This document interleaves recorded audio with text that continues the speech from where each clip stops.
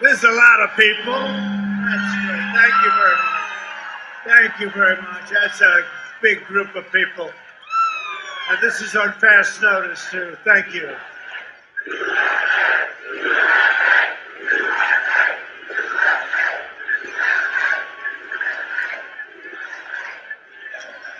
Well, I just want to say hello, Minnesota. We love you, Minnesota. You're great, great place. We're going to win Minnesota.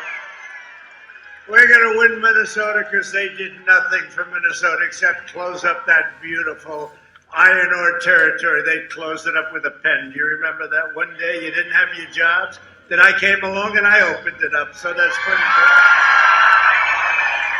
But I'm thrilled to be here with the beautiful, great, hardworking people of this incredible state. You're really hardworking American patriots. That's what you are. And a lot of people haven't been treated right until I came along, and we've done a lot of work and a lot of good work. And you had your best year ever last year. The state had the best year you've ever had. 46 days from now, we're going to win Minnesota, and we're going to win 4 more years in the White House. One of the most vital issues in this election is the subject of refugees. You know it. You know it perhaps better than almost anybody. Lots of luck. You having a good time with your refugees? That's good. We want to have Omar. Yeah, he said Omar. That's a beauty. How the hell did she win the election? How did she win? It's unbelievable. Every family in Minnesota needs to know about Sleepy Joe Biden's extreme plan to flood your state with an influx of refugees from Somalia, from other places all over the planet. That's what's happened. And you like Omar a lot, don't you? Biden has promised a 700% increase in the manifesto with Bernie, right? A 700% increase in the importation of refugees from the most dangerous places in the world, including Yemen, Syria, and Somalia. Congratulations, Minnesota. A 700% increase. Good luck, Minnesota. Enjoy yourselves. Because if I'm not here, if I don't win, I don't know where I'm going to be, but maybe I'll come over to see Mike. I'll come and see Mike. Your state will be overrun and destroyed if Biden and the radical left win. That's what's going to happen. I've been watching it for years. They haven't treated you right. They have not treated Minnesota right.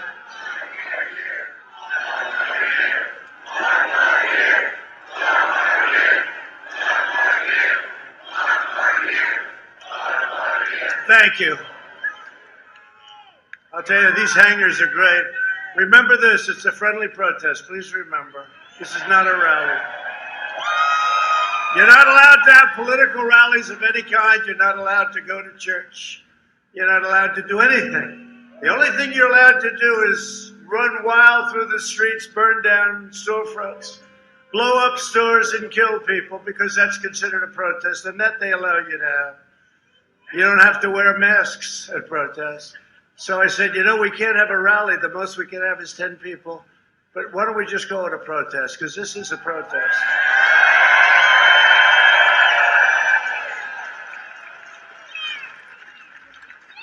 It's a protest against stupidity.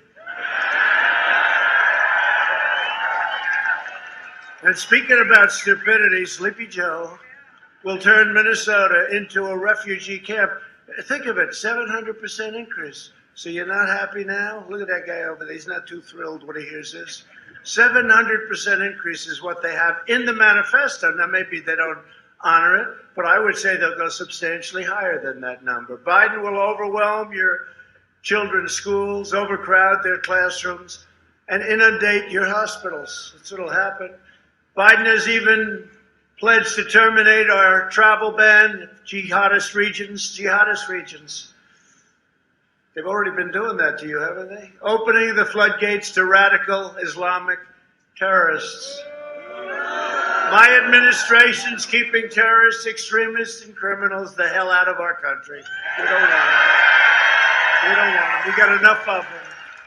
We've got enough of them. Just today, we deported, as you know very well, dozens of Somali nationals charged or convicted with very grave crimes, including rape, assault, robbery, terrorism, and murder, of course. These hardened criminals are back in their country where they can do all the complaining they want. And your children are much safer as a result. Thank you, President Trump. Thank you.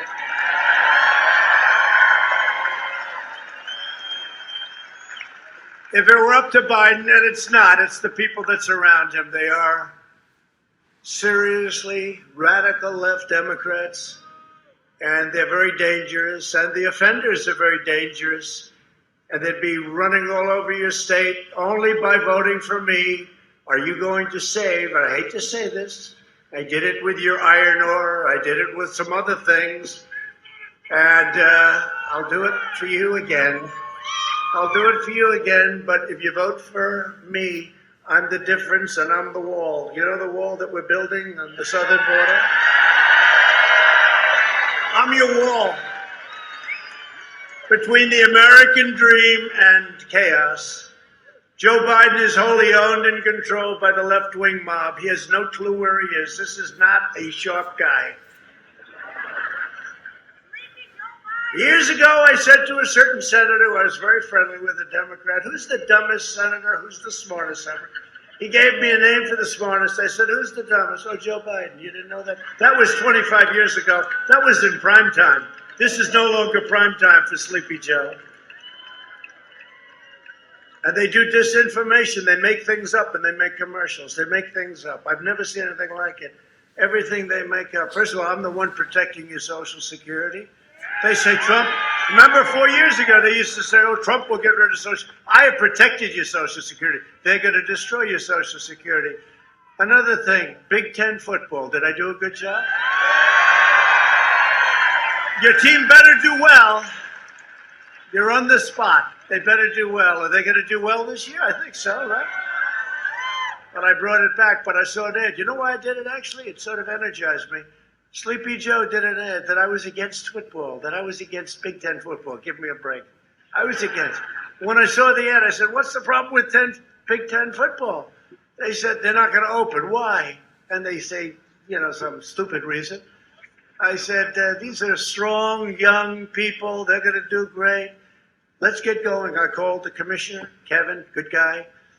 And we sort of started something, and we got it rolling. We had big opposition from a few of the Democrat states and governors, you know, but we rolled over the opposition, and you have Big Ten football. Congratulations. Congratulations. When the far left rioters rampaged across Minneapolis, and they rampaged across your state, how about your police department? Let's just run for your lives. And it's not their fault. They were told to do that. You have a good police department. You have good police, but they're not allowed to do their job. No, they're not allowed to do their job. Remember that? They were told to leave the precinct, leave it. And then they knocked the hell out of that precinct, didn't they, huh? Had a great mayor, really, it's a real powerhouse. Remember, did you ever hear of a man, Fiorello LaGuardia? Did you ever? I don't think that happened with him, New York. I don't think it happened with Rudy Giuliani, did it, huh?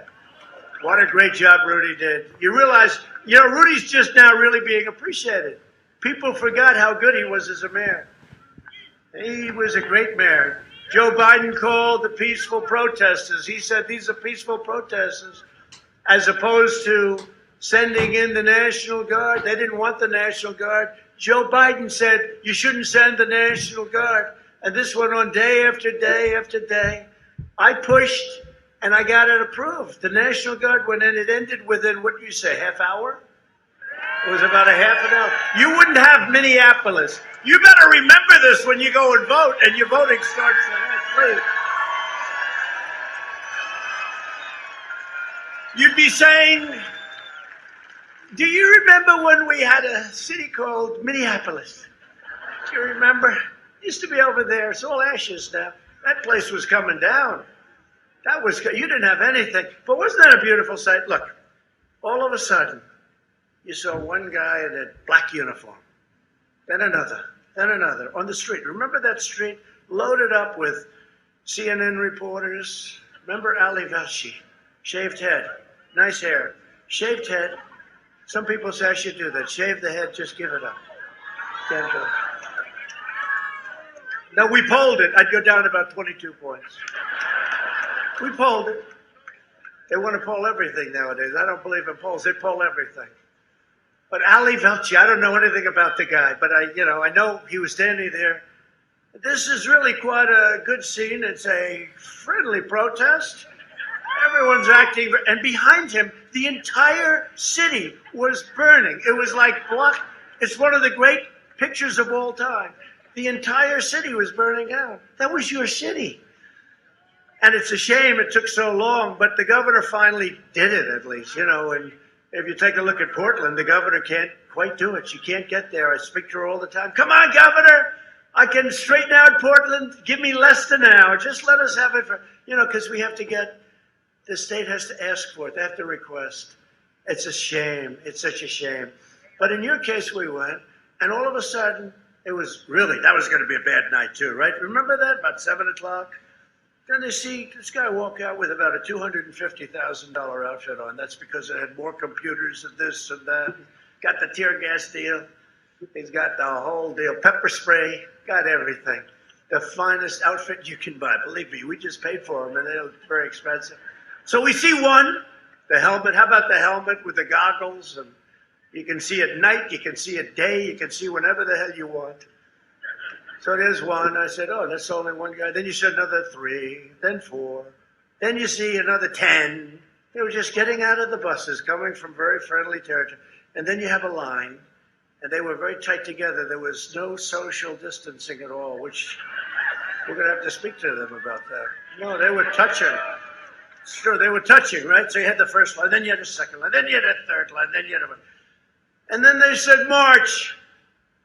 I remember this guy, Welchie, he got hit on the knee with a canister of tear gas, and he went down. He was down. My knee. Nobody cared. These guys didn't care. They moved them aside. And they just walked right through. It was the most beautiful thing. No, because after we take all that crap, for weeks and weeks, they would take this crap, and then you finally see men get up there and go right through. Wasn't it really a beautiful sight? It's called law and order. Law and order. Portland would be easier because it's more confined. We just go being, and that would be it. But so they had 4 or 5 lines. Then they had lines of different. Everybody did the same thing. Did they ever even move one step back? I don't think so, right? It was just a slow walk right forward. Then they just started walking faster. Put a lot of guys in jail, Tom, right? Put a lot of guys, great congressman, by the way, put a lot of guys in jail. Great, not good, great. They put a lot of guys in jail that night, Tom, and that was the end of it. I don't think you had any problem after that. If you had any flare-ups, we'll send them in again. But that's all you do. These are Democrat-run disasters. Look at Chicago. Look at Portland.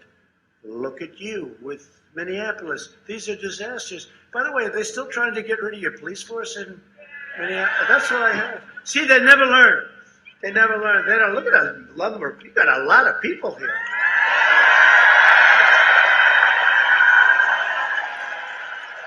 That's a lot of people.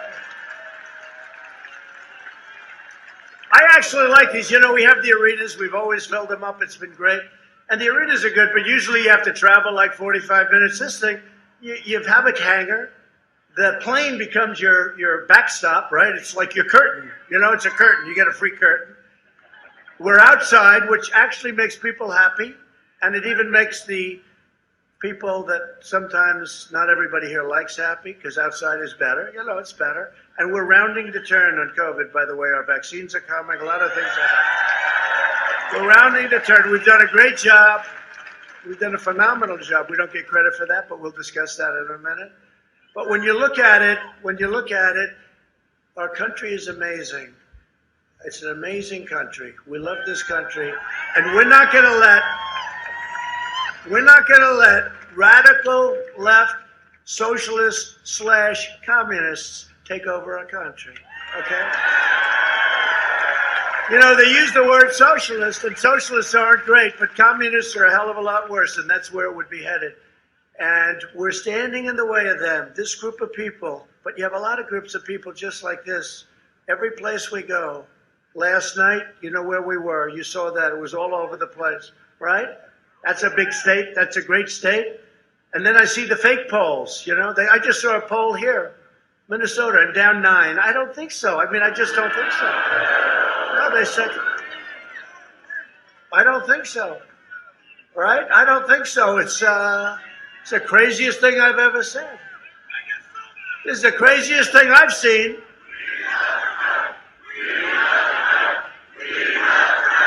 President Trump is down 9 in Minnesota. No, I just saw it. The plane. See the plane? The good thing about these beautiful Air Force One, right? That's the smaller version of Air Force One. I think you had a little bit short runway, so they take the smaller to save about $12. No, they took the smaller one. But the great thing about those beautiful planes, they have more televisions than any plane in history. We have televisions in the closet, on the ceilings, on the floors. I've never seen them we have them all over the place. And I'm just coming out, and they said, there he is, and they said it's a smattering of people. They called it a smattering. They always do that. And yet Biden with the circles, right? The little, so he's got like 4 people in a circle. You know why he does the circles? Because he can't draw a crowd. So they put a circle like he's supposed. He's trying to be legitimate, but you know, he's going to go by the science. He always says the science. He doesn't know what the word science is. So they have these like 4 or 5 circles. They put people. That way he doesn't have to be embarrassed when he goes to a high school gymnasium and he has like 40, 50 people. They had one not so long ago, and you saw this. He couldn't draw a crowd. It was a big thing. It was his opening or something. Couldn't draw a crowd. So they made it a round table. So he went in. They only had like 32 people. They said, this is very embarrassing. One of his people, and that's what they do. They're good. Some of the people surrounding him, they'll say anything and do anything. They said, let's not make it a speech. There's nobody here. Let's make it a round table. So these people are sitting at a table. They had no idea. Most of them didn't know anything about politics. They didn't even know why they were there. And now they're sitting on a round table and they're on television. But that's what it is. But they say, we had a smattering of people. Yeah, a smattering of about, what, 15,000 people in about 2 days' notice.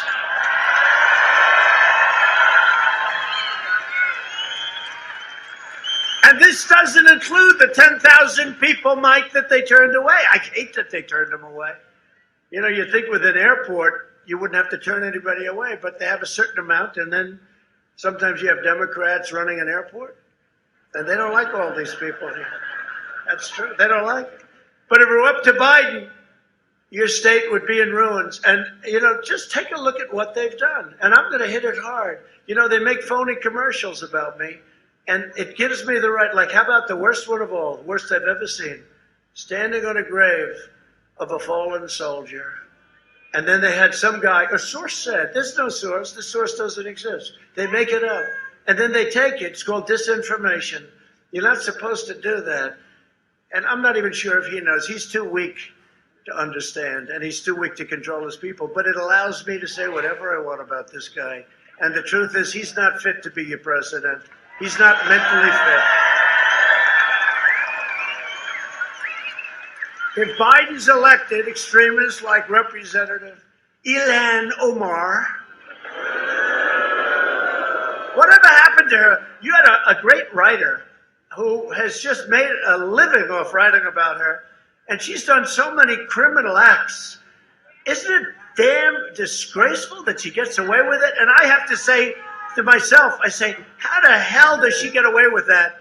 And if we do one thing, look at General Flynn. He didn't even lie. They said he didn't lie, right? And he's gone through hell. He's gone through hell. This guy wrote page after page of criminal acts. Well, let's see what happens. Who the hell knows? But between her and how about AOC? AOC is running a campaign against the guy that was supposed to be Speaker of the House, right? Joe Crowley.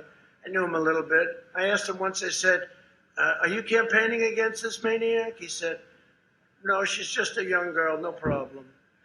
I called him on election night. Nah, I was going to say, how did that work out, Joe? That didn't work. He was going to speak Speaker of the House. She's got a certain talent. But, you know, all of a sudden she had no money, nothing. And all of a sudden she had $2 million. And she spent the $2 million all over the place, her and her boyfriend. Whatever happened to her? Can you imagine if I do that? She spent the $2 million. You got to look at that. She spent the $2 million. And big story, but that was it. That's one quick story. Oh, man, probably the guy who wrote the story lost his job at the New York Times, right? He's now unemployed. But there's a big story. She spent $2 million on bullshit, okay? And if a Republican did that, they'd be in jail. You know that. It's a different standard, and it's a disgrace. And our guys better get on the ball. Look, let me tell you. How about yesterday they were talking about Russia again. Here we go with Russia. There's never been anybody so tough on Russia with the sanctions.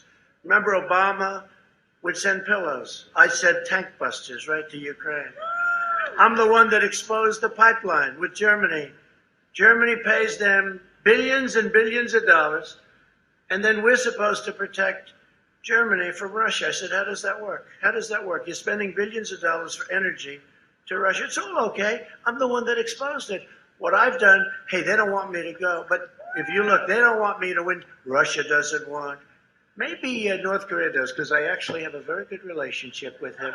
And you know, speaking of North Korea, and you know, it's okay to have a relationship. You don't have to go to wars. We don't have to lose our great soldiers. We don't have to. It's good. If I got along with Putin, somebody said, he gets along well with Putin. I'm saying to myself, but isn't that sort of a good thing? Is that bad? He gets along with Putin. That's a bad thing. But, you know, you saw the head of the FBI yesterday started to go, Russia's looking at our election, Russia. Here we go again, Russia. I said, what about China? What about North Korea? What about Iran? They don't mention anybody else. The narrative seems to be Russia. Millions of phone calls made, not one to Russia. Millions of phone calls received, not one to Russia. Then he goes, Russia. Then they asked him about Antifa. What do you think about Antifa? Well, it's an ideology. I said, no, it's not ideology. It's a bunch of thugs and anarchists that are being funded by somebody, and find out who the somebody is.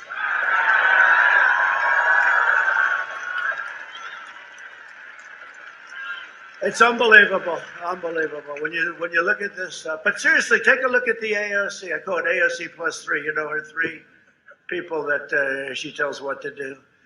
And $2 million, dresses, rent, other things. You're not supposed to do that. Mr. Congressman, are you allowed to do that, sir? You don't do that. You don't buy dresses, do you? If he does, that's the end of his career, right? No, but it's terrible, right, Tom? It's terrible. Well, prosecute him. I mean, yeah, why not? I don't understand it. I'll tell you what. You know, a friend of mine, a very sophisticated guy, very successful guy, called me up. He says, you know, from the day you came down the escalator with our great First Lady, future First Lady, said from that day, people love her. She gave a great speech at the Republican National Convention at the White House. She gave a great speech. But said from the day you came down the escalator with our First Lady, from the single day, you've been under investigation. You've been under investigation by sleazebags, people that now we caught cleaned up their phones. You're not allowed to do that, right, Mr. Congressman? My great hockey player, you're the greatest, right? But you're not allowed to do that, you know? We want their phones. Oh, here they are. Oh, by the way, they happen to be totally deleted, like Hillary with the 33,000 emails. She deleted them. I think they should look at that. You know, even if they don't find them, and I do believe they're in the State Department, I do believe they're in the FBI. But even if you forget about them, you know, she said she had 33,000 emails, and the emails were for her yoga lessons. Now, you know, she's not big into yoga. I could. If she is, she's not getting her money's worth. Her yoga lessons and her daughter's wedding, right? So it was about the wedding and the yoga lessons. So I said, okay, let's give her 5 or 6 each. What do you think, Mike? 5 or 6 each. 5 for the wedding. Make it 30, make it 100, make it 1,000. 1,000 for the wedding. And for the yoga, let's give her 200. Okay? What about all those thousands and thousands of emails, probably classified? So Congress. So forget about it. Let's assume they're gone because she deleted them and then she acid washed them. And then she hit her phones with a hammer. I get rid of phones. I've never hit them with a hammer, not even as president. I say, here, throw the phone away. No, I've never hit a phone. Has anybody ever gotten rid of your phone and taken a hammer and wiped the hell out of it? I don't think so. So she gets a subpoena from the U.S. Congress, not in a lawsuit against some guy that hates you and you're fighting or something. By the way, you do that, you got problems in court, big problems. But she gets a subpoena from Congress. U.S. subpoena, the most important subpoena you can get. They get the subpoena, and after she gets the subpoena, by a few days, everything is deleted. Her phones are busted up and cleaned and wiped, and everything's gone. And nothing happens to her. Forget about what was on. Now think of how angry it makes me when I see it.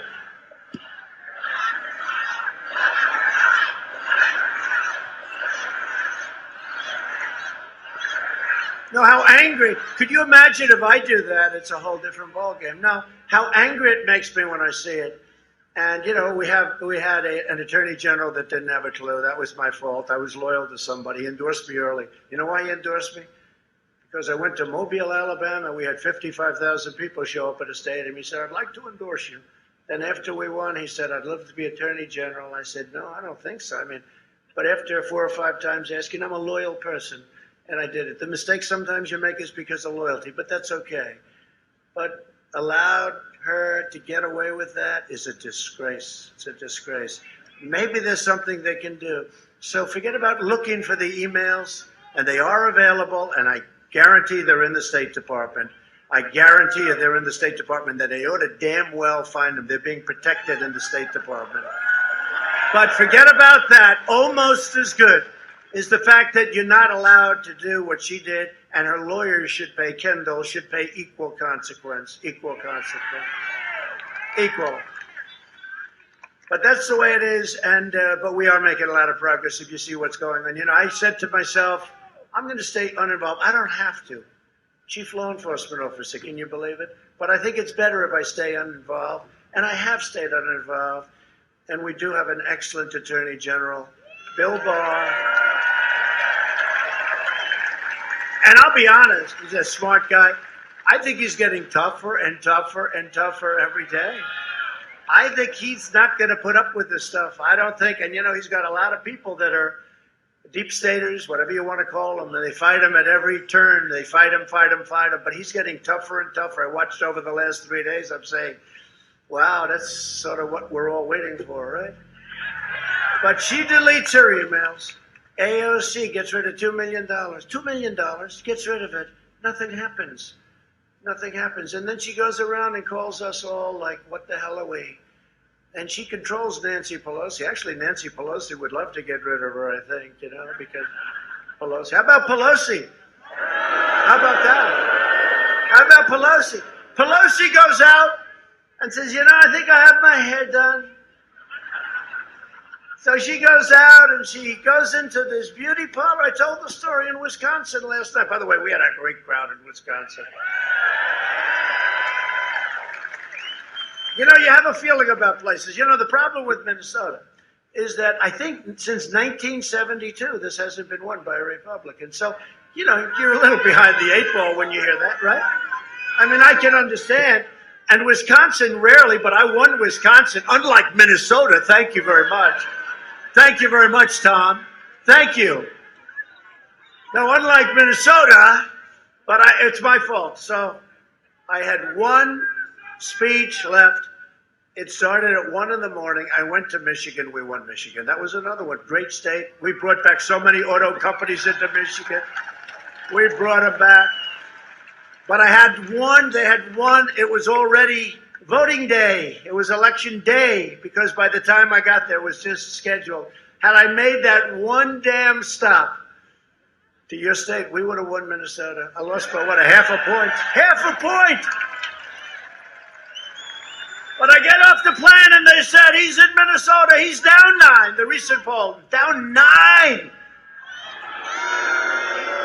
I believe it's a suppression poll. And you know, I have an instinct about things, pretty much. Somebody said, Trump has the greatest political instincts of the last 100 years. One of my enemies said that. And I said, no, I don't. I don't believe I do. I think I have lousy political instincts, but what am I going to tell you? Let me just tell you, they said that. And I was very impressed by the statement. In fact, I went to my wife. I said, you know, they say I have the greatest political instincts in over 100 years. And I said, but I don't believe it. I don't. I don't want to be Beto. Remember Beto? I was born to run for president. That was the end of his career. Beto O'Rourke, who's in charge of guns. By the way, he's going to take your guns away. You know that, right? Biden. Sleepy Joe.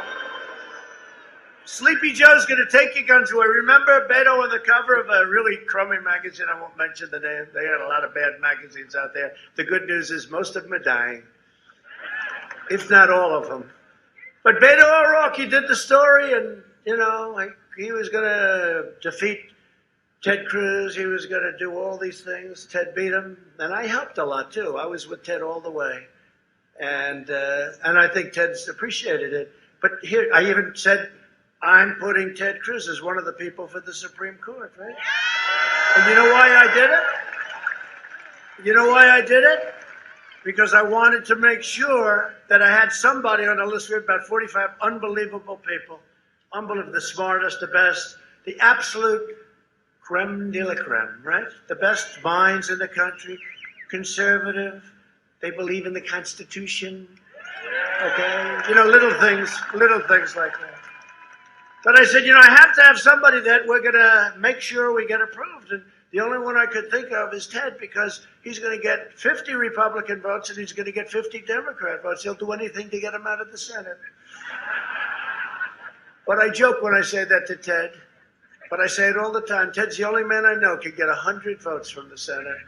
Every single senator's going to vote for him. But he's a great guy, and he's a brilliant guy, and he's been great. He's been really great. I kid when I say that. But, you know, one of the things we've done that's so good is the Supreme Court. We have 2 Supreme Court justices. We will have, at the end of my term, approximately 300 federal judges, including Court of Appeals. Right? So anyway, but just to finish, there's no way that I'm 9 points down. I look at a crowd, so they say instinct, right? So I look at a crowd, and whether I have good instinct or not, this is not the crowd of somebody that's going to finish second in the state to a Sleepy Joe. Finish second to a guy that cannot put 2 sentences together. Now, it is an ideology. It doesn't matter. I could put that broken piece of wood right there. I could put that out, and it's the same thing as Joe. It's just an ideology. It's just an idea. Now, historically, we have the biggest gap in enthusiasm of any campaign that they've ever polled. You heard that, like 36 points. In other words, they've got no enthusiasm for him. I have tremendous enthusiasm, as we can tell. But he does have enthusiasm to beat Trump. His only enthusiasm is put anybody in there, right? Put anybody in there. He does have enthusiasm to beat Trump. Nothing for him, but to beat Trump. Okay, but historically, that never wins. When somebody has to rely on winning because of somebody as opposed to winning because people love you, people respect you. And Sean Hannity did something the other night. He said, would you have this man, if you owned a McDonald's hamburger stand in a reasonably busy area, would you have Joe Biden running that stand? The answer is no. He doesn't have the energy. He doesn't.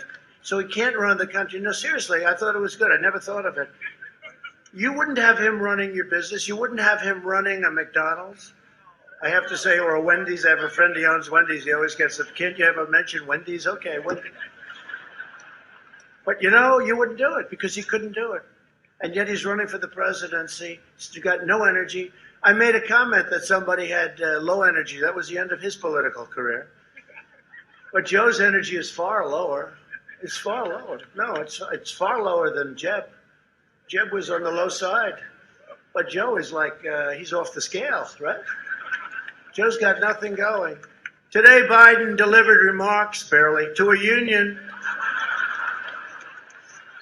after spending 47 years giving their jobs to China and foreign countries in exchange for campaign cash. How about his statement? Hey, we talk about AOC being crooked. She's 100% crooked, okay? But we're talking about that. Look at Omar. She came in here. Did she marry her brother? Where's that writer?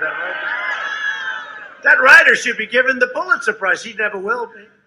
He should be, though. You know the amazing thing? All of these writers, New York Times, Washington Post, Russia, Russia, Russia, Trump, Russia, Russia, Russia. I had 19 people, all brilliant, all radical left, all Hillary Clinton people. Actually, not even a never Trumper from Bush, okay? All Hillary Clinton people, mostly, almost everyone. They were all Democrats. How about this? You're being investigated by 19 Democrats that are smart people, okay? Smart people. So my friend says, you know, you are the most honest person in the world. You've taken 3 years of total investigation. You don't think they've gone over my taxes? They went over the biggest tax firm in the country, the most prestigious. They went over everything. They spent $48 million. As it comes out now, it's about $48 million investigating me before I won and after I won. And we caught them spying on my campaign. That's what they were really doing. And now with the phones, I think there's like 22 or 24 people. You heard this one. They said, no, no, no. We made a mistake when we deleted our phone. You know what they had to do to make that mistake? Like 19 different formulas, right? I don't even know how you delete a phone. I didn't know you could do it. But they all made the exact same mistake. That's not good. That's not good. So let's see what happens to them. It's a criminal act. You know that, right? It's a criminal act. It's criminal. Weissman's a bad guy. He's put a lot of people in jail that shouldn't be in jail, Weissman. He's a bad guy. He's on CNN all the time, or MSNBC, which is, I call it MSDNC because it's the same thing. Owned by a company called Comcast. Did everyone ever hear? With an N, not an M. Con, like a con job. Comcast. They spend a fortune on public relations. Comcast has delivered to you the news, all the news. And they spend a fortune on, and then I go up and make one speech and I call them Concast, and that's the end of the PR for the year. They are a bad group of people. They're sick. I mean, they're sick people. They're sick and evil people. And they want bad things for our country. And they don't report the news. You know, in the old days, when you used public airways free, you had to get a license. I keep saying, if they're reporting fake news, how come they can keep getting a license? Whether it's ABC, whether it's NBC, CBS, or, of course, CNN, which is, I mean, it's one of the great jokes of all time, CNN, or MSDNC. But they're cable, so I guess there's a different standard. But when you're using the public airwaves free, okay, free, aren't you supposed to get a license? So I ask my people that. I ask a couple of guys, and I never really get an answer. I just want to know a simple question. Do you have to report the truth when you're using free airways and making a fortune with commercials and everything else?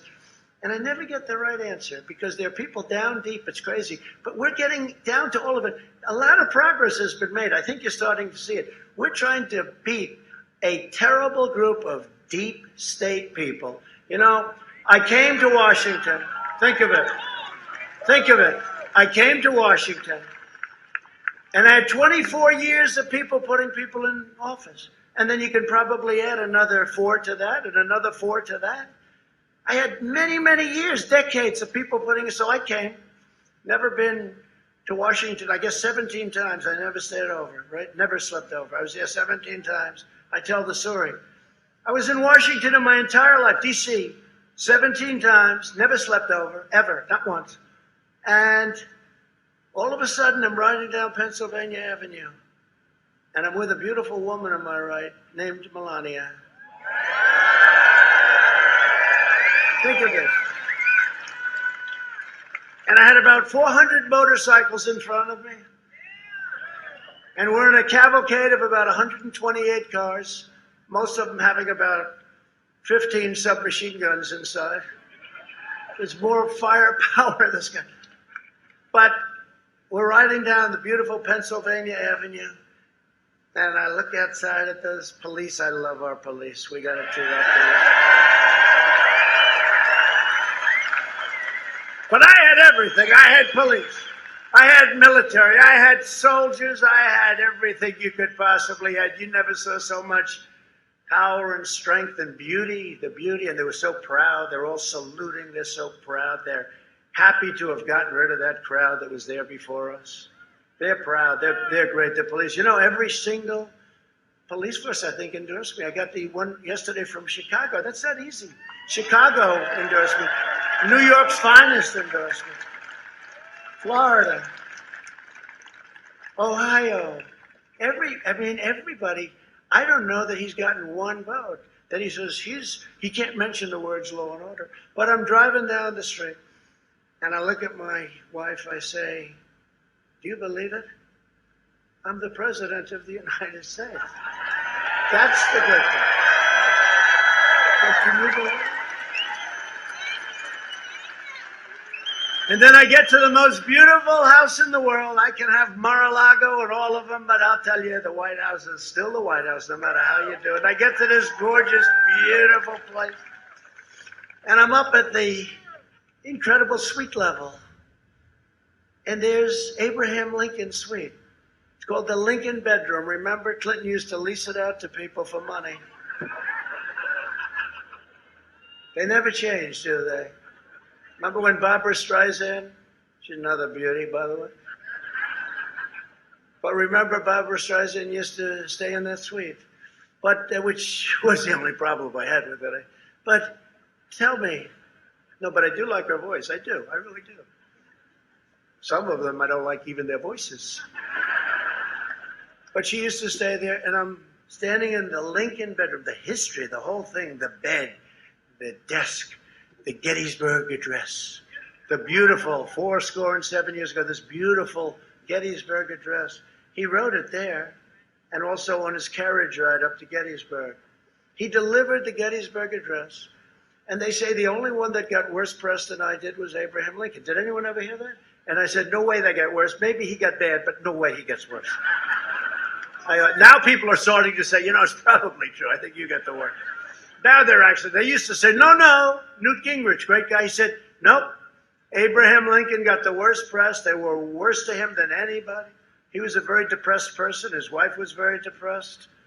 It was a depressed kind of a thing. He's in a war, he's in a revolution. And he was getting beaten a lot by Robert E. Lee. They want to rip his statue down all over the place. But Robert E. Lee was whether you like him or not, whether you like statues or not, they don't rip statues down anymore. Signed the law. 10 years in jail. They don't rip them down. But Robert E. Lee won many, many battles in a row, and it was supposed to be over in one day. It was supposed to end immediately because the North was too powerful for the South. But it just shows when you have leaders, when you have a great general, and Robert E. Lee, he would have won except for Gettysburg, and that was because his general was killed, who was going to lead Gettysburg. Never fight uphill, me boys. Never fight uphill. He heard they were going uphill. Stop them. But we had no cell phones in that day, right, Congressman? No cell phones. So they sent the horses to stop them, but it was too late. They fought uphill and they got slaughtered. That's what happened. But Robert E. Lee, these were incredible things. But I hope you appreciate that we had a period of time when they were ripping down all of the statues and monuments. And I said to my people 4 months ago, I said, this is crazy. These people, and they don't even know, they started ripping down Abraham Lincoln. When they hit Lincoln, I said, wait a minute, this is the man, and you can't do. Then they hit George Washington, Thomas Jefferson, they hit everybody. They even hit Gandhi. All Gandhi wanted was one thing, peace. May we have peace. Rip down a statue. I don't think they have any idea what they're doing. I think they're just a bunch of thugs, okay? You want to know the truth. I think they're a bunch of thugs. But they were going to march on Washington, and they were going to rip down a statue of Abraham Lincoln, the exact statue, and it was up very nicely up now. And by the way, they can take them down illegally. They go through Congress as a way of doing it. But, they didn't want to do it that way. And they were marching on Washington, and I said, do we have any laws about this? They said, no, sir. Now, in Congress, the way it is now, you can't, the most you get is about a $10 fine. You rip down a $5 million statue, you get a $10 fine, right? You know, it's a different world. That's when it was strong, they had laws. But we told and found this old act.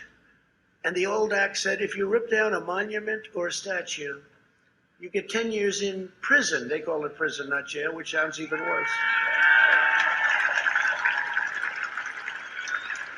I said, bring that sucker up immediately to the Oval Office, because there are a lot of people coming to Washington. They were going to march on the Jefferson Memorial. Do you believe it? The Jefferson Memorial. We grow up, the Jefferson Memorial. They were going to march on the Jefferson Memorial. They were going to do damage to our beautiful Jefferson Memorial after Thomas Jefferson. And I did predict that. A friend of mine said, you know, 2 years ago, you said, next will be Robert E. Lee. And then comes Washington and Jefferson and Lincoln. They never stop. The only thing they understand is strength. Remember that. They don't understand weakness. There is nothing you can do. These really stupid heads of these corporations that give hundreds of millions of dollars. It's like blackmail money, right? But these stupid people that run, they get $40 million a year and they're weak. Okay, they're weak. But the only thing these people, they're anarchists, and the only thing they understand is strength. So I said, let me see this document. I said, wow, this is a very strong document. And we have, Derek is here, one of my attorneys. He did a great job. I don't know where the hell Derek is. He's around here. Actually, he's heard this before, although not quite. You're getting a very unique speech tonight, you know. I mean, unlike Joe, I haven't even looked at the teleprompter. This guy, move it up, I can't, move it up.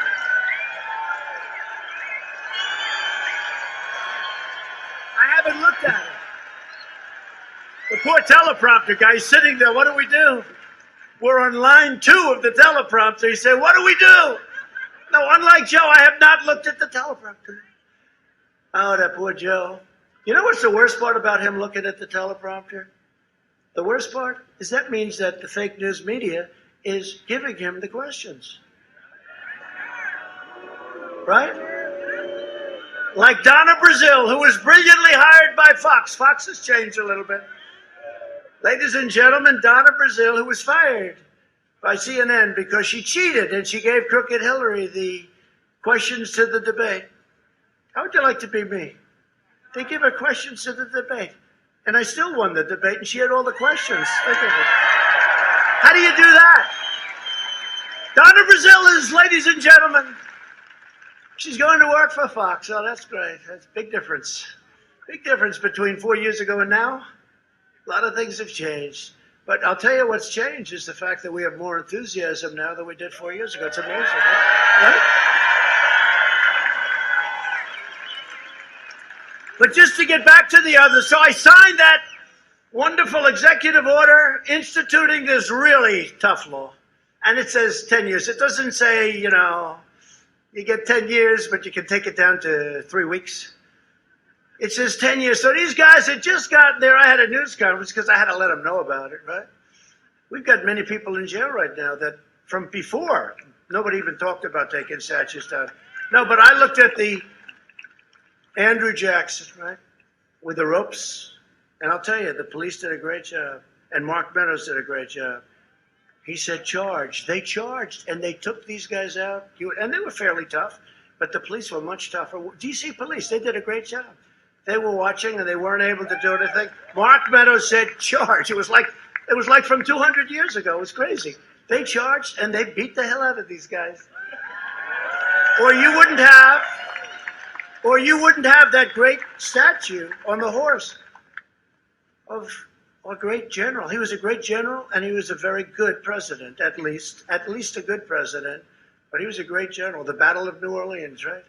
And they had this incredible picture, Andrew Jackson, and they were going to rip it down. Remember the ropes wrapped around the horse, right? And the guy standing up there, just, oh, he went to jail 2 days later. We had all the evidence we needed. Thank you for that. I want to thank you, fake news. Look.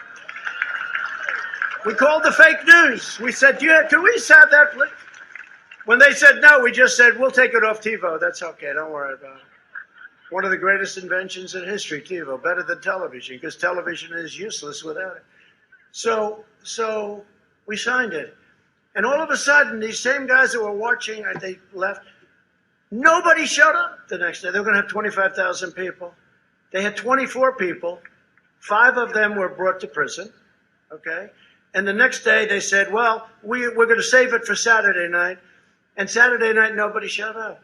And nobody has showed up in 4 months to take down a statue because they're destroyed. Because you know why? They look and they say, I want to take down that statue. I'm going to take down that statue. That statue's coming down. And then somebody says, you know, it's 10 years in jail. They go, that's too much. I'm getting out of here. It's true. 10 years is not acceptable, Mike, right? 10 years is a lot to rip down a statue. Have a little fun, especially when they have no idea what they're ripping down. But we have an idea what they're ripping down. They're ripping down, in many cases, greatness. They're ripping down our past. They're ripping down our history. And that's where these guys begin. They take away your history. You look at the Middle East, you look all over. Look what ISIS did. Look what all of them do. They go down and they rip. They go into museums and they break everything and they rip everything. They want to take away your past. They're not taking away the past of the United States of America. Not as long as I'm here.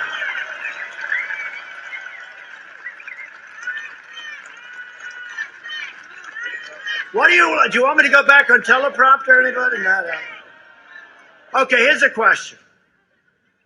My poor guy must be having a fit. He's over there. He's so good at this stuff. He's on line 3. He's saying, sir, should I just turn the sucker off? Would you rather go teleprompter or freelance? Freelance.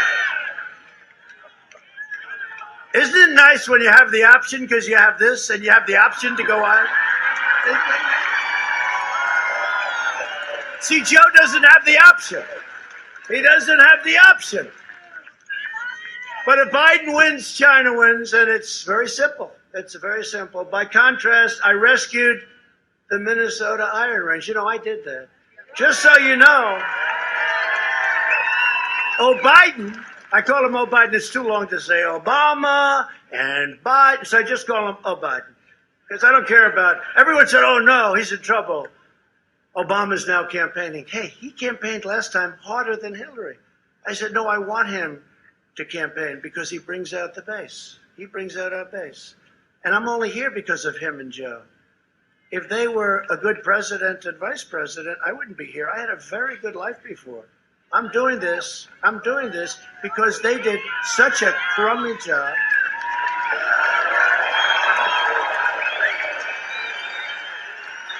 I'm only here because of them. I could right now be having a very beautiful life of luxury, and here I am at a hangar in Minnesota with 15 or 20 or 25,000 people. And thousands of people that couldn't get in, and I'm working my ass off. I could be at home having a good time, wonderful time. But the one thing I say this, but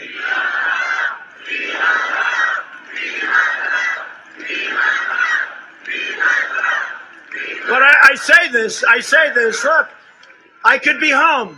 So home was New York. I had to bail out because it was too crazy. Everything is falling apart. But home is so sad what the Democrats have done to our great New York. Between a governor and a mayor, the crime is through the roof. The corruption is incredible. It's a sad thing that's happened to New York. Hopefully it'll come back by somebody. Somebody will go in there and do like a Rudy. You know, when Rudy took over, it was so bad. And they were looking for somebody, and they thought he was the guy because he was a tough guy. But somebody has to go in and clean it up. Somebody has to, this mayor, he let go of $1 billion worth of police. He let go. He actually believed the nonsense about defunding the police. And they're all going to do it. They're all going to do it. And your people are going to do it. And you really, I'm being totally serious now. You've got to go out and you've got to vote for Trump. You got to break this spell from 1972.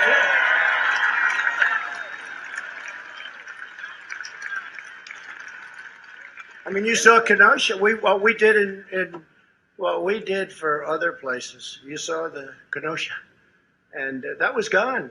That was all gone. That place was gone. We sent in the troops. It was incredible what we did. And they did it on day 3. Day 3 is better than 2 weeks later, like in Minneapolis, right? But they did it, and we've done a great job. And the people of that great state, they understand it. And I just hope the people of your state, of Minnesota, understand it. Because we don't have too many more chances with this stuff. We really don't. We don't have the luxury of sitting back and saying, let's have 4 years of this maniac vice president that he picked, who treated him worse than any other person. That's why I say the one person that he won't pick, my great instincts, right? The one person he won't pick is Kamala. Because she called him a racist.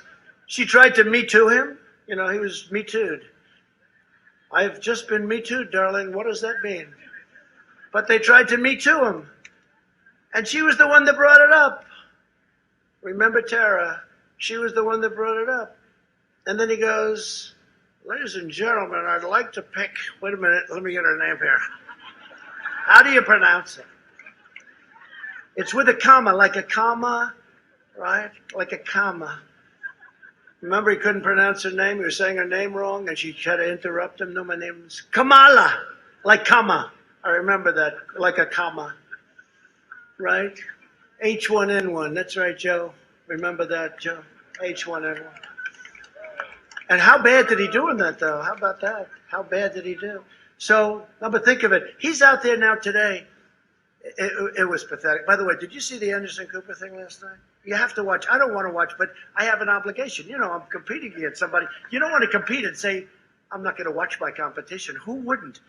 It's boring. But I got to watch. And he got through it. He made a couple of the chicken thing was bad. You know, he said chicken many, many times, and it was a little strange there. I thought it was over, and he pulled it back.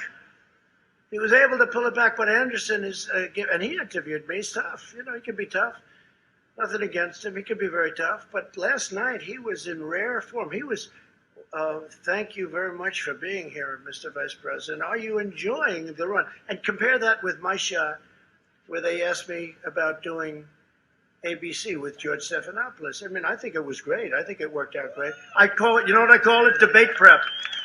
I call that free debate prep. But, you know, it's nasty. It's a little nasty. They had people, and I didn't say, no, you got to change the rules. No, give me the questions. I want to use a teleprompter to answer. How about that, though? Mr. Vice President, I'd like to know your feeling on nuclear warfare, and how does that relate to China and Russia, and where are they in the race, right? Well, you can't have this as your president. I don't care. Forget about me. You can't do this. The power, the importance and the power of this position are too great. You can't do it. You know, I've learned a lot as president. But one thing I learned is that President Xi of China is sharp. You ever see him standing with the 2 million men walking in front? Everybody's the same height. They're wearing hats. It's like a pool table, right? Bop, bop, bop. And he's standing there by himself, and he's looking like he's not playing games, right? There's no games. He's sharp as you can be. And I had a great relationship, but now I feel differently, you know. We made a great trade deal, and now I feel differently. But he's as sharp as you can be. Putin, as sharp as you can be. Kim Jong-un, you would have been in a war with North Korea, 100%. 100%. I asked Obama, did you ever call him? He said that was the toughest problem we had. And we get along. Remember about a month ago, 2 months ago, they broke into the demilitarized zone. And they said, oh, he's going to attack. I said, no, he's not. Don't worry about it. I got to know him very well. We have a good relationship. People said, he has a good relationship with Kim Jong-un. That's terrible. I said, no, that's good. But do you remember? It was going to be nuclear war. And I got along with him. Then they said, Trump made a terrible deal. He's given so much to North Korea. What did I give? I was in a semi-debate with this idiot, a reporter. He's given a lot to North Korea. What did I give? I don't know. Sanctions. You took away. No, I didn't. Actually, I increased the sanctions very substantially. What did you give? What did I give? Tell me. Okay. So after about 4 days, they couldn't answer because I gave nothing, except I gave heart because I don't want to see people killed on their side either. I don't want to see people killed. Okay? We'd win that. We'll win them all. We have the greatest weapons right now ever conceived by man. We've rebuilt our military to a level that nobody ever thought possible. Okay? Nobody ever thought possible. And then the fake news, and I said that a couple of weeks ago. Remember, I said, we have created the most powerful weapons known to man. It's true. We have weapons that are so advanced that President Xi, Putin, everybody, we're the envy of the world. But they don't know quite what we have, but they know we have stuff that they never even heard of before. And some schmuck back there said, I think he's giving away classified information. No, all I'm doing is telling the world we have the most powerful weapons in the world. I'm not even saying what kind. You don't even want to know about it. And I never, God help us if we ever have to use them. But we have the most powerful weapons ever conceived by man. You know, they have the missile, the super duper, hypersonic. I call it the super duper. It goes 5 times faster than a normal missile, right? We have one that goes much faster than that. But Russia got that information from the Obama administration. Russia stole that information. You knew that. You knew that. Russia got the information and they built it. But we have now one that's much faster than that. That's like a slow missile. That's like considered a slow missile. But I said it was incredible. 2 weeks ago, I said we have the finest, the best, the most incredible, sadly the most deadly, and we never want to use it, but we have the greatest weapons ever in history by a factor of 10, by a factor of 10. And they said, they went crazy. He's giving away classified. These people are sick. All I'm doing is saying that we rebuilt our military, $2.5 trillion, all built in the USA, every single ounce of it.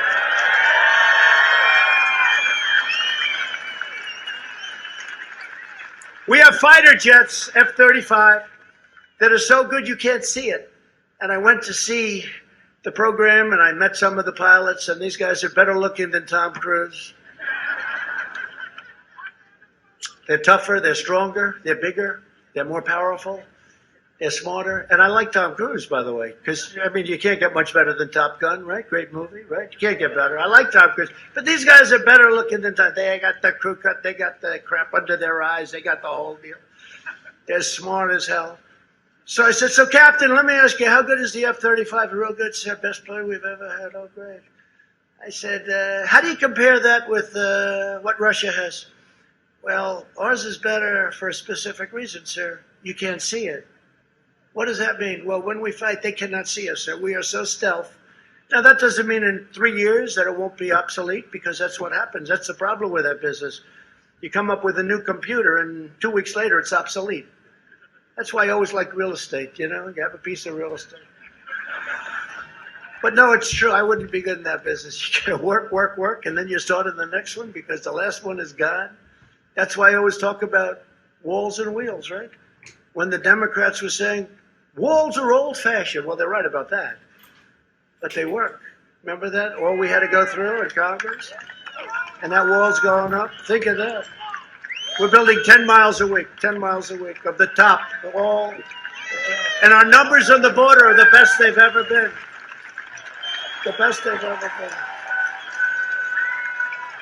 But we're building 10 miles of wall a week. We're up to about 330 miles. And we'll have it finished very soon, and it's having a tremendous impact on drugs. It's having a tremendous impact on all of the different things. Human trafficking in women, It's not even children. They traffic in women. It's because of the internet. You know, you think of that as almost an ancient kind of a crime, right?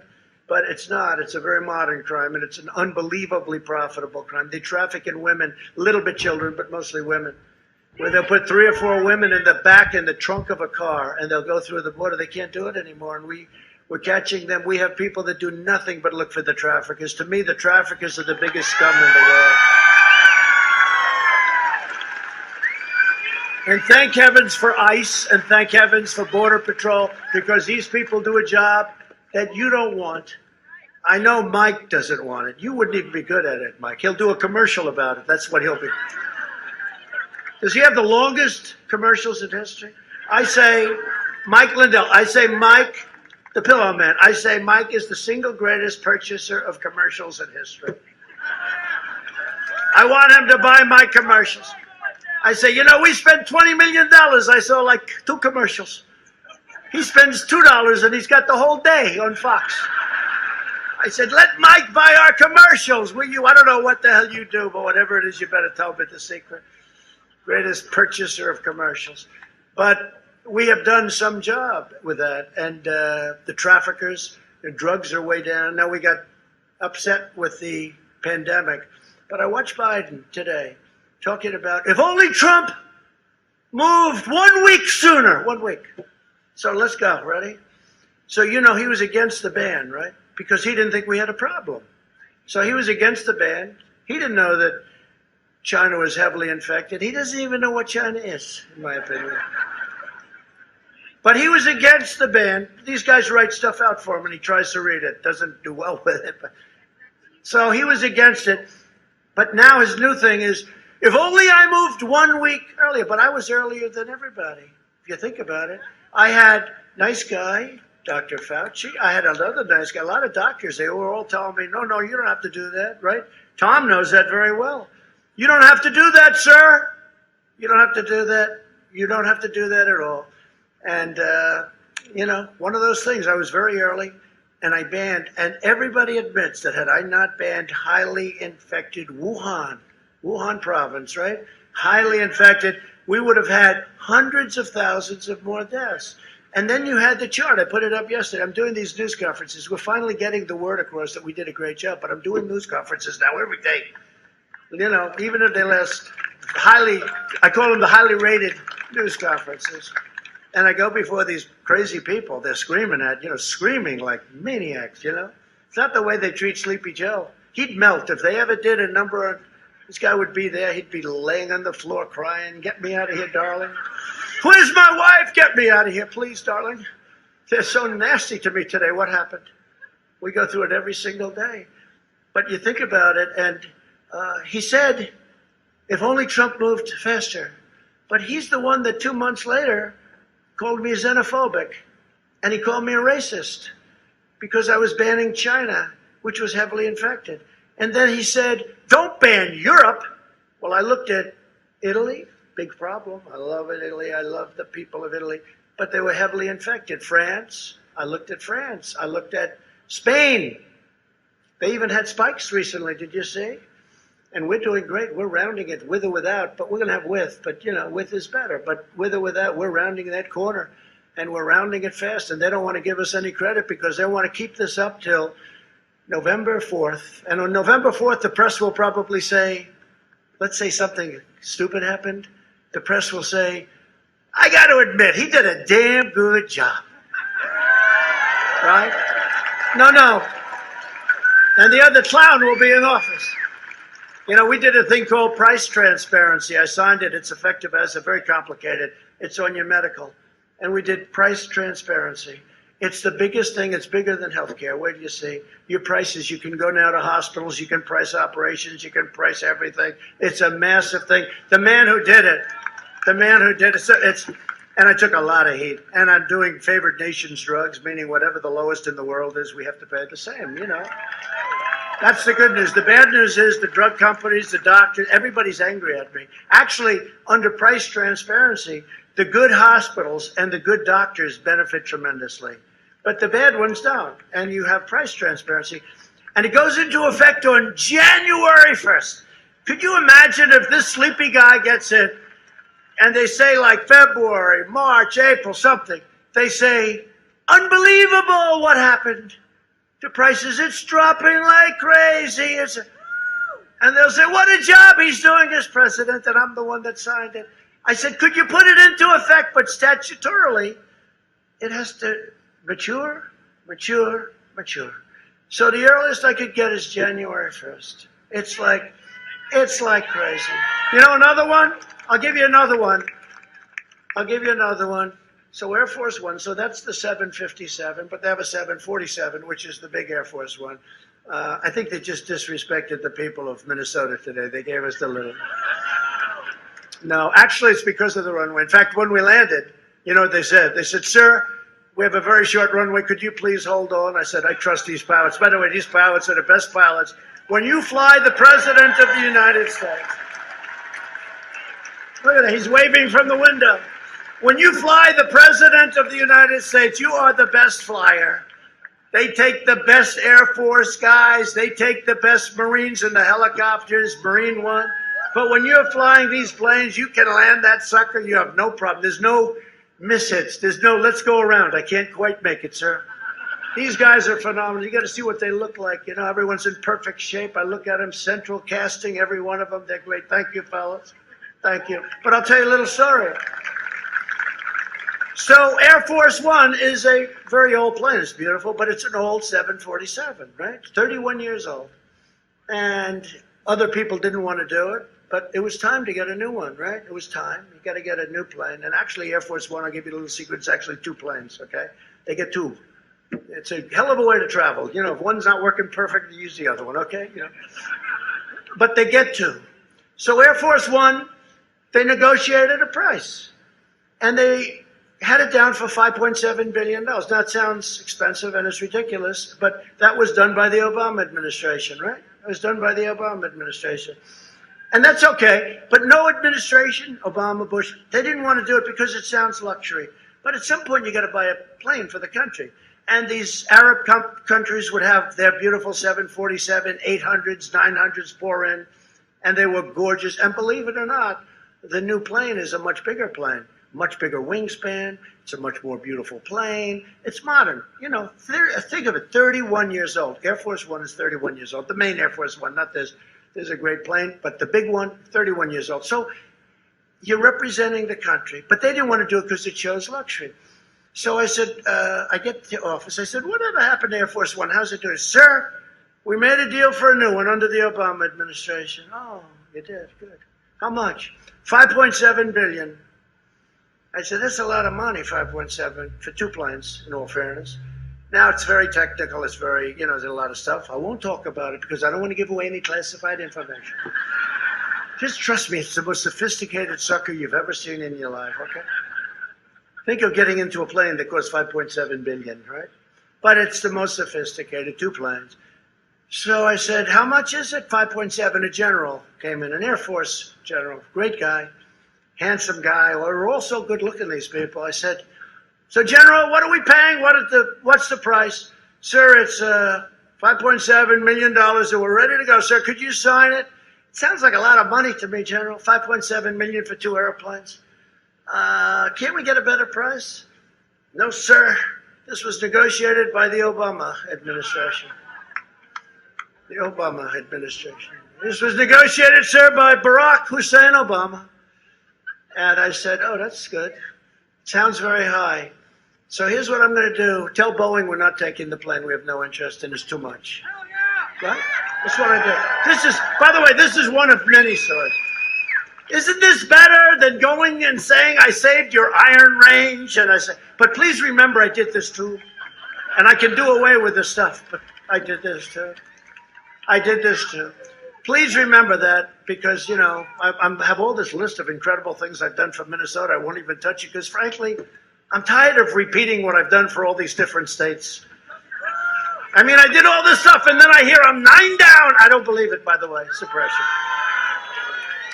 So I said to the general, I said, General, 5.7 billion, not me, billion.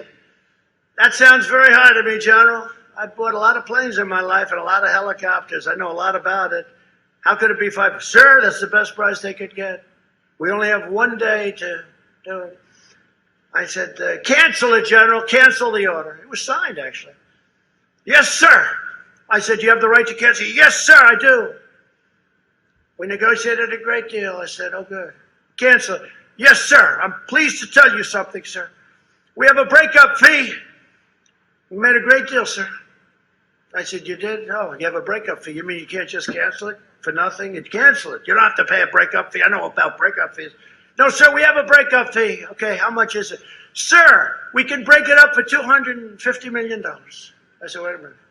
So you mean to tell me that to cancel the order costs $250 million. In other words, we give them $250 million, we get nothing. I said, General, don't cancel the order. Just tell them I'm very unhappy, right? This is what these guys, they're good businessmen, by the way. These guys right here, Mike, they might be better than you. I don't even know. He may be the next governor. You know, Mike Liddell may be. You should run. You should run. He is my complete and total endorsement. You should run. You'd be a hell of a governor. At least you know one thing. Minnesota would be well promoted. Minnesota. Mike, run for governor, please. So he says $250 million. It's 250. Sir, I'm so proud of that. I said, you may be proud, but I'm not. So I said, General, don't give them notice because I don't want to write a check for 250 and get nothing. I don't think I could explain that to the American public. So tell them you're really unhappy. We're not going to make the deal, but just do it verbally. And yes, sir. And then I spoke to the head of Boeing, a very nice guy. They had some rough times since then. I had a couple of really bad things happen. Terrible, really terrible. This was early on, before the problems that they had. But he's a high-quality guy. And I said to him, Dennis, we have to start it with it's got to have a 3 on the front of it. What do I know? I just know that if they're 5.7 and if I do something with a 3. He said, no, I can bring it down to 5.5 billion. So I said, well, that's not bad. I saved $200 million in about a minute and a half phone call. So far I'm not good, but it's not good enough. I'm not happy. I said, no, we got to really think about canceling it. And I can't go to Airbus, which is made in Europe. You know, it's a little hard. I got to go to the competitor. I can't say I'm going to buy the Air Force One from a European company. That doesn't work too well. So I just said my only option was to say, look, I just don't want it. Just put it aside, put it aside. He calls me up a few days later. Well, we can do a little bit better than that. I said, Dennis, has to have a 3 in front of it, Dennis. Got to have a 3, you know, like a 3. 3 anything, but got to have a 3 in front of it. So he said, no, no, no. After 1 month, we signed a contract for $3.9 billion. Right? Same exact plan. Actually, slightly better. We got an extra generator. And then Boeing came to me. And I know how to, you know, I love to negotiate. I do. Got that from my father. My father was a good negotiator. And I love to negotiate. So they came to me, sir, we can put an extra stairway. This is the big 747. And remember, this is a big, much bigger than the old 747. Sir, it gets very windy up there. I noticed that your hair's blowing all over the place. But we can buy a stairwell for the plane. And it comes under, it's like a corkscrew right at the bottom of the plane. You know, you're very high off the ground, big, big thing. And it opens up, and if it's raining or windy, you're covered, sir, because it's under the plane, you're totally sheltered. I said, that sounds great. So it's a corkscrew stairwell. I said, how much is that, General? 50. I said, 50. What a deal. So for $50,000, I can get a stairwell? No, sir. $50 million. I said, forget about the stairwell. Forget it. So he said 50. I really thought he meant $50,000. So these are just some little stories. I guess I must like Minnesota to go on one of these deals. But boy, did you get your money's worth tonight? Is anybody having a bad time? Did you get your money's worth? Because you've heard the other one. We've done this, and we've cut your taxes, and we built up the military bigger and better. And we're the #1 in history in regulation cuts, which is the biggest thing. And the judges, which we've done at a level like nobody's ever done. Everything we've done. Nobody has done more in 3.5 years. No administration. 3.5, those first 3.5 years, nobody even comes close. And you know, it's a funny thing. I say it all the time. I've been saying it for a long time. And the fake news, nobody even questions me about it. And you know, if I was wrong, they would, but they can't question me. Because when you see right to try, we took care of our vets. We just got a 91% approval rating from the vets. 91, it's never happened before. We got choice approved. We got accountability approved. Drugs are way down. We got a little setback with this whole situation where, you know, these shutdowns caused a lot of problems with drugs, a lot of everything, but drugs were way down. We had our best year in the history of our country last year, and we're going to have the best year. We're going to have a better year coming up. That's why you have an obligation to vote for the guy that got you there. And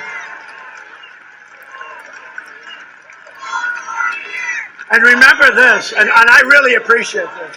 Thank you. But I appreciate this because 9 Democrat mayors of cities in the Iron Range, you know that, have endorsed me over Sleepy Joe.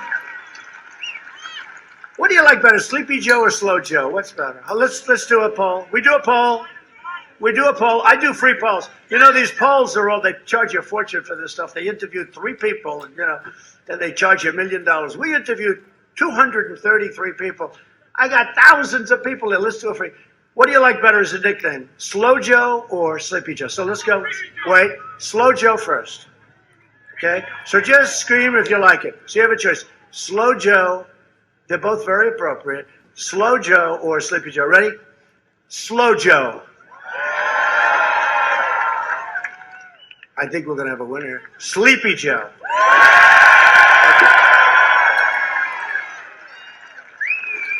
Now, a lot of people say I'm too nice at Sleepy Joe, that I'm actually being too nice. I don't know. He's a sleepy guy.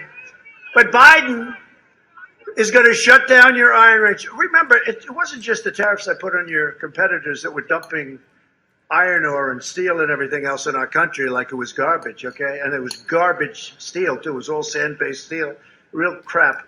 It wasn't that. But when you think of it, they wrote it out. It was, you didn't have environmentally the right. You know, somebody said, oh, well, he got a bid because he was good with negotiating with these other countries. It wasn't that.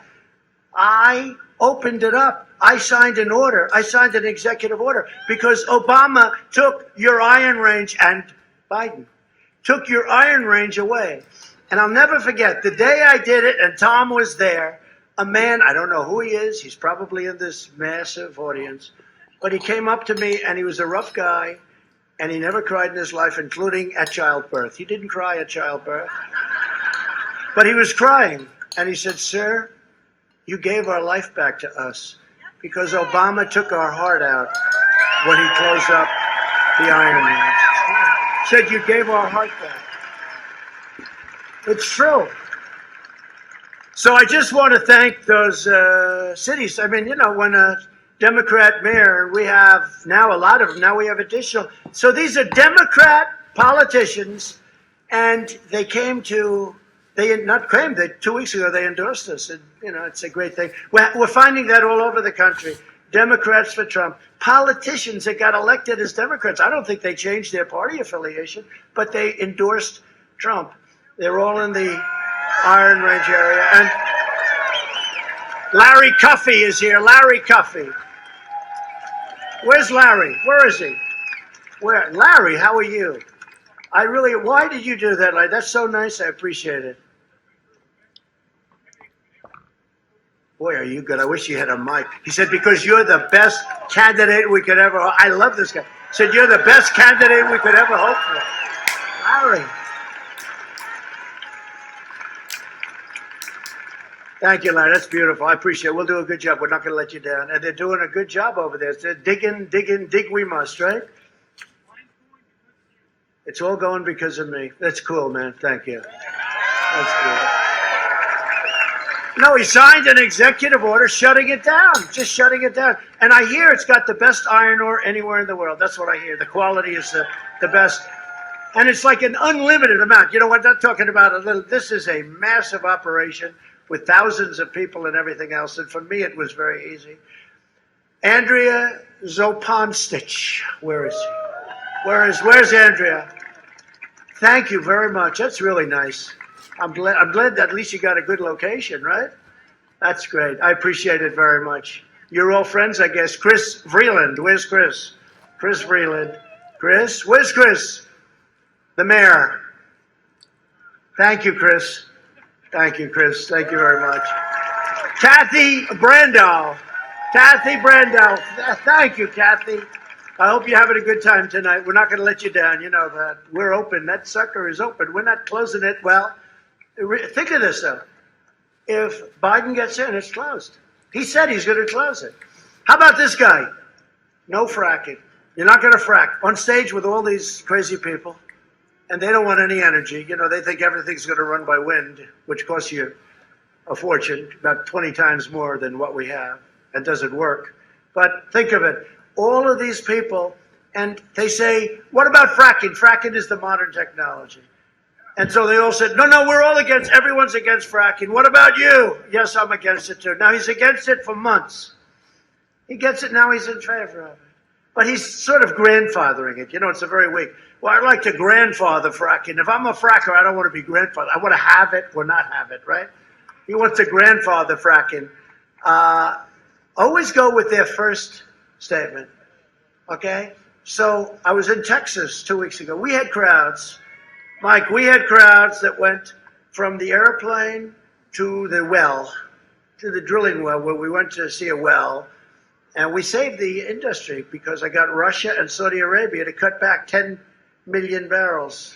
It actually was probably 18, ended up being, I think, 18.5 million barrels, and it saved the industry. And yet you're still paying very low gasoline prices at the pump, but we saved 10 million jobs, you know?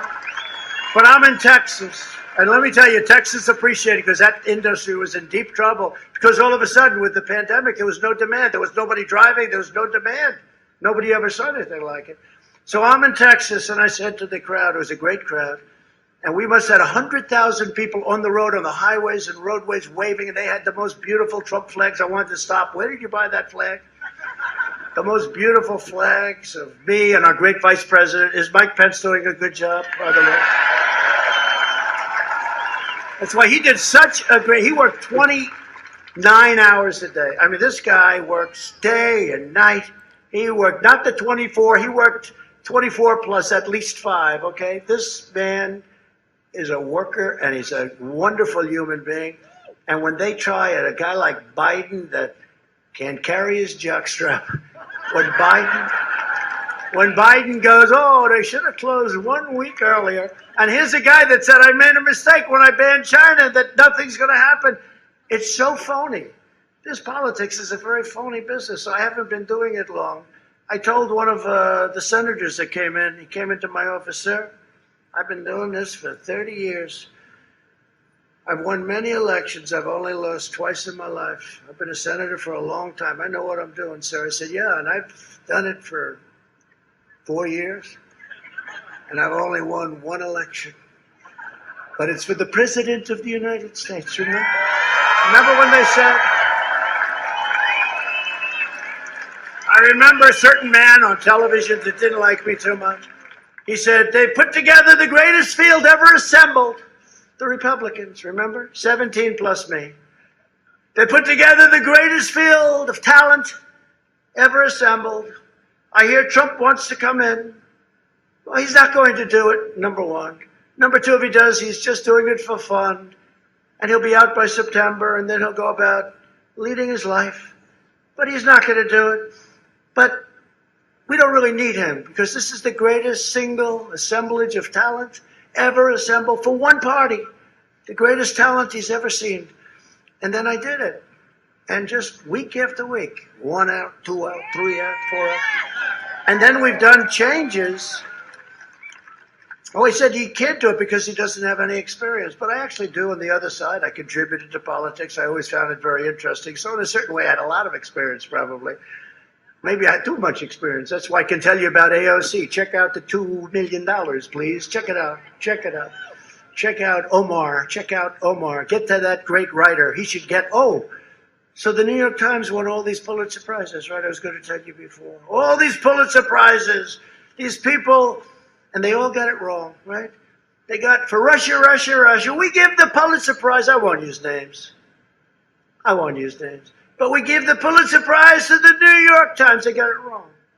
We give the Pulitzer Prize to the Washington Post. And all of these real sleazebags, I have to be honest with you, very dishonest people. Very dishonest. I call it the Amazon Washington Post. He uses that as his lobbyist because he owns the Washington Post. He gets crap that other people wouldn't get, okay? That means it's a lobbyist deal.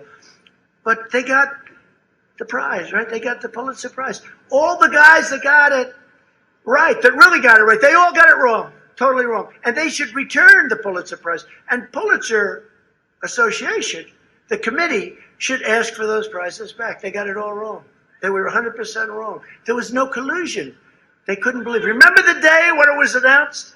After 3 years, there is no collusion. I could have told them that on day one. They could have saved $48 million. All right? They got the Pulitzer. And then you take guys, so many, Solomon, Sarah Carter, Bongino. How about Dan Bongino? So many, so talented guys. How about the great gentleman who wrote The Witch Hunt? Remember that? That was the first, right? You know who I'm talking about. And he's fantastic. All great. These people should have won the Pulitzer Prize. Now, I would say Sean Hannity and Lou Dobbs and Laura and Tucker. In all fairness, Tucker was very good. Tucker was great. But these are all people that got it right. Now, they don't do, I guess, the Pulitzer Prize for that stuff, but they probably should. But these guys all got it right. And all they did is get a lot of money because they're very successful. And that's okay, I guess. But they should give the Pulitzer Prize to the people that got it right, and they should withdraw it from all of those writers, many of whom are back there right now. All of those writers, they should do that. So, just to finish up, I want to just say that we have some great congressmen here. I'd love you guys to come up here because I just want to have you come up. Would you come up? They deserve it.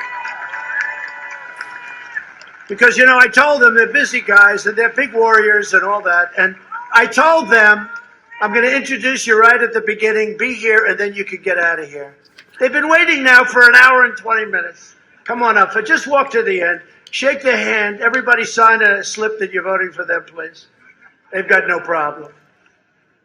But you have members of Congress here, Jim Hagedorn, Tom Emmer, Pete Stauber, great hockey player. And hopefully your next U.S. Senator, who's a man who's done a fantastic job, run a great campaign, Jason Lewis.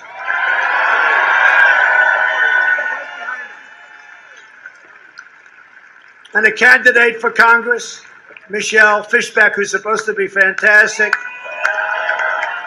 And Michelle has my complete and total endorsement. But Jason, you're in good shape. Wow. You're in better shape than these congressmen, Jason. By the way, Jason's fantastic, and he's doing a fantastic. Where's Michelle? Is she there? Be careful. It's not worth the broken legs. Look at her. Oh, she's a warrior. I can tell. Come on up.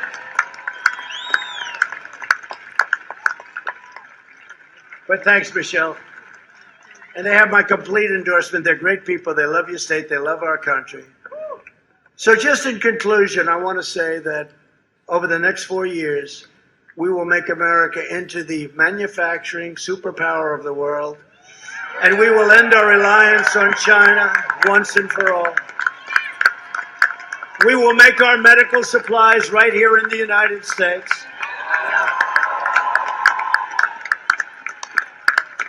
And you probably heard me today. You know, it used to be Puerto Rico did tremendous dollars in medical supplies. And then what happened? They made a lot. They did a good job. And Obama Biden destroyed it. They took away the incentive, all of the taxes, and they took away the incentive. And Puerto Rico went down a long way. We'll get some of that back to Puerto Rico, and we'll get it back fast. Take it away from China. You heard that, yeah? They took it away. And then people automatically vote. You know, it's like a habit. Well, I vote for the Democrat. The Democrat was so bad to you. And how bad were the Democrats to Israel? We did Jerusalem, right? We broke up the Iran deal, right? And then they vote for a Democrat. It's not a habit, but I think we're breaking those habits very quickly. But we've helped Puerto Rico, and we've really helped. If you look at what we've done for Israel, it's been incredible. They say nobody's done more. And it's my honor. But we'll hire more police, increase penalties for assaults on law enforcement, and we will ban deadly sanctuary cities, which are a disaster. We'll appoint tough on crime prosecutors. We will nominate judges and justices who interpret the Constitution as written. We will ensure equal justice for citizens of every race, color, religion, and creed. We will defend the dignity of work and the sanctity of life.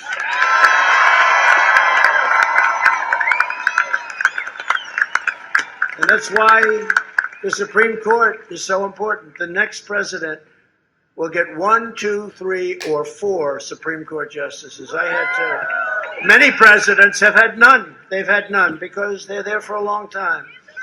They tend to be appointed young. They're there for a long time. But the next one will have anywhere from 1 to 4. Think of that. That will totally change when you talk about life, when you talk about Second Amendment, when you talk about things that are so important to you. You're going to be stuck for 40 years, 35 years, a long time. So this is going to be the most important election, in my opinion, in the history of our country. You got to get it right. Because if you don't get it right, we will not have a country anymore. You're not going to have a country, not as we know it. You won't have a country anymore. We will uphold religious liberty, free speech, and the right to keep and bear arms.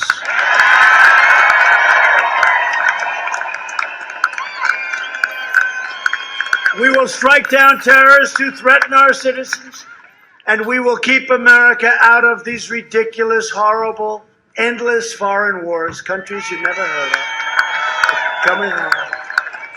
We will maintain America's unrivaled military might, and we will ensure peace through strength. That's what we have now, peace through strength. Remember what I told you about those weapons? We don't want to use those weapons. We will end surprise medical billing, require price transparency January 1st. He doesn't even have to do anything. I'll be so angry if they'll say, what a job he's done on transparency. Can you believe it? And he won't even know what transparency is. And it's complex. And further reduce health insurance premiums and the cost of prescription drugs. We've done that already. We will strongly protect Medicare and Social Security, and we will always protect patients with pre-existing conditions. Right?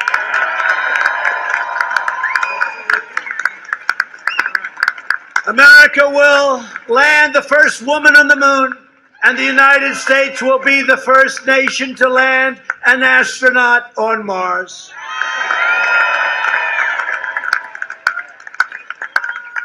And we brought NASA back. NASA, when I got in 3.5 years ago, grass was growing through the cracks of the runway.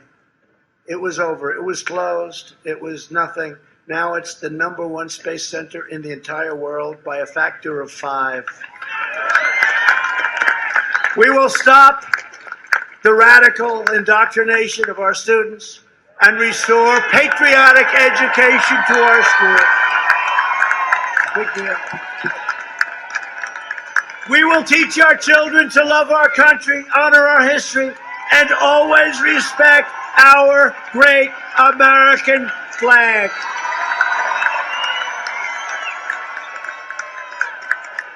And we will live by the timeless words of our national motto. In God we trust. You know that the Democrat National Convention and the Pledge of Allegiance at a caucus, 2 of them, not 1. I heard the first one. I said, oh, they must have made a mistake. They left under God out of the Pledge of Allegiance. Oh. Yeah. Now they then said, oh, well, we didn't mean that. They meant it. That's what they're going to do. They're going to take God out of it, just like I was saying before, Texas. They don't want God, they don't want oil, they don't want guns. I don't think they're going to do too well in Texas. Do you agree with that? I don't think they're going to do too well in Minnesota either. No, but could you imagine you're campaigning, and it doesn't play too well here, but could you imagine you're in Texas and you have a guy say, no oil, no God, no guns. Oh, I think I'm going to vote for Joe Biden, everybody. And then they say, Texas is in play. It's a very close. I have a friend in Texas. He said, I think you're winning by 15 points. These people are crazy. Texas is in play. They don't want to let you have oil. Think of it. It's unbelievable. Texas is in play. That's the fake news back there. For years, they said it last time too, remember? You know, Texas, when they say in play, that means it's too close to call. It's in play. Too close. We've heard that for a long time in play, right? Too close to call. And they said it 4 years ago. Texas is in play. This could be a terrible defeat, losing Texas. Big state, great state. This would be a tremendous defeat.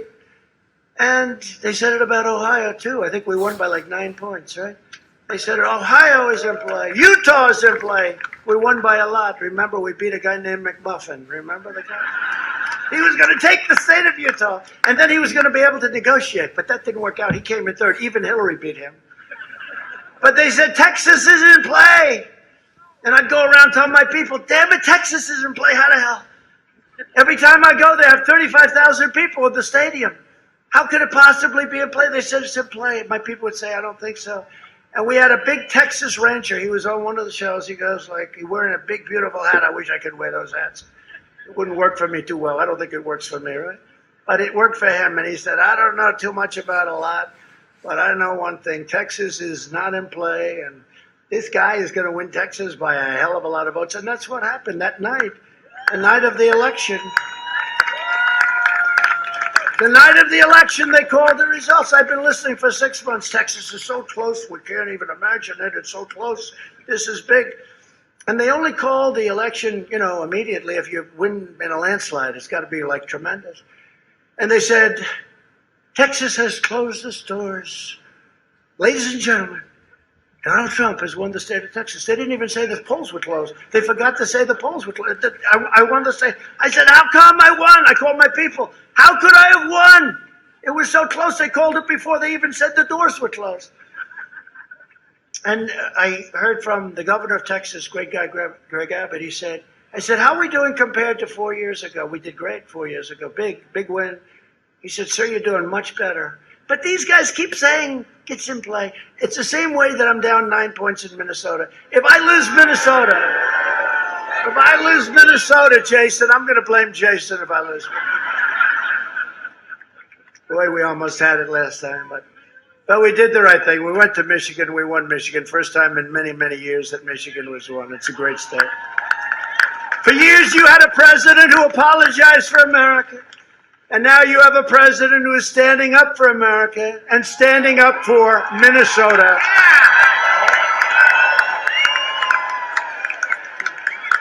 So get your friends, get your family, get your neighbors, get your co-workers, and get out and vote. And you know, it started today in Minnesota. That's why I'm here. It started today. Go out of here. You know what? If they're closed, what the hell time is it now? If they're closed, just stand in line like you do. You know, people were here 2 days ago trying to get in here. It's crazy. So do the same thing at the voting booth, please.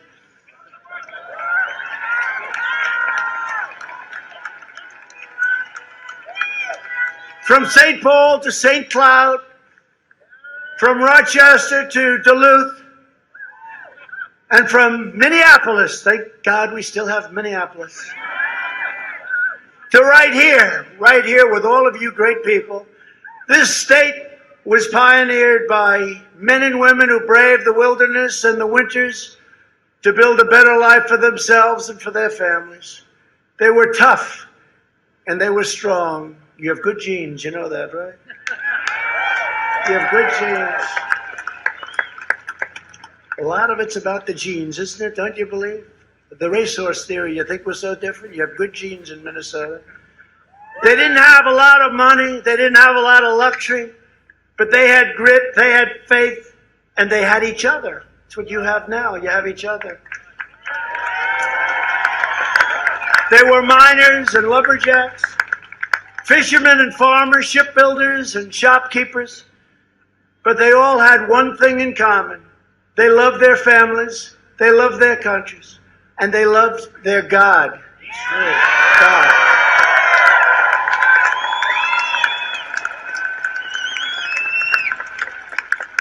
Proud citizens like you help build this country, and together we are taking back our country.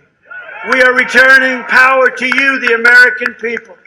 With your help, your devotion, and your drive, we are going to keep on working. We are going to keep on fighting. and we are going to keep on winning, winning, winning.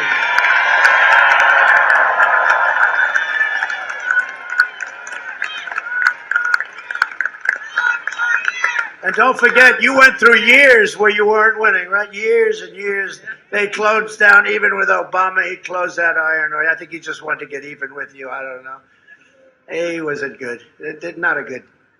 We knocked out about 84% of the things he did. And you say, I wonder if he likes me. But you're getting used to winning, and you're going to see winning like you've never seen before. You had your best year. And you're going to win so much. You've heard this, right? I haven't said it in a long time because we've been doing a lot of winning. But you're going to win so much. And you're going to send Jason to the U.S. Senate. And you're going to keep winning and winning and winning. You're going to win on trade. You're going to win on the military. You're going to win on everything you touch. Minnesota's going to keep on winning. And you're going to get tired of winning. Because Minnesota doesn't want to win all the time. Your football team is going to win in the Big Ten, they say, right?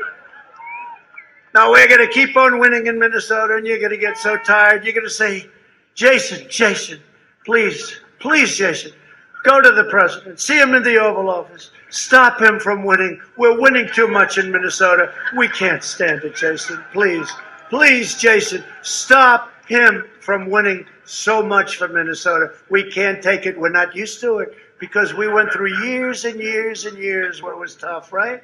The mayors know that. That's why they all endorsed the president. And I'm going to look at Jason. I'm going to say, no, Jason, I'm sorry. The people of Minnesota want to win. You're wrong, Jason. They want to win. We're going to keep on going, Jason. We're going to keep on winning. And they're going to be happy as hell, Jason. Get Jason, and he's a great guy. By the way, you have a senator that he's running against. I won't even mention names. She does nothing. Nobody even knows who the hell she is. She goes to a meeting the other day. Everyone's trying to figure out who is she. This guy, he even looks the role. Central casting, right? You know, if you can get the look for free, that's good too, right? But he's going to be fantastic. Tremendous guy, really successful, and he loves your state, and he loves our country. So, Jason, please, knock him out. But you're going to win. We're one movement. We're one people, one family, and one glorious nation under God. And together with the incredible people of Minnesota, and you know what's going to be operating at strength because I owe it to these incredible mayors that were so nice to me. That was such a nice thing. And I didn't politic you at all, right? I never politic you. I said, what? How nice. And it's happening with so many other things. We have other endorsements from police forces that I never asked, and all of a sudden they're coming from very hostile territory. So I just appreciate you being here, and I'm saying this for you, and I'm saying it for all of you. Okay? Thank you. We will make America wealthy again. We will make America strong again. We will make America proud again. We will make America safe again. And we will make America great again. Thank you, Minnesota. Thank you.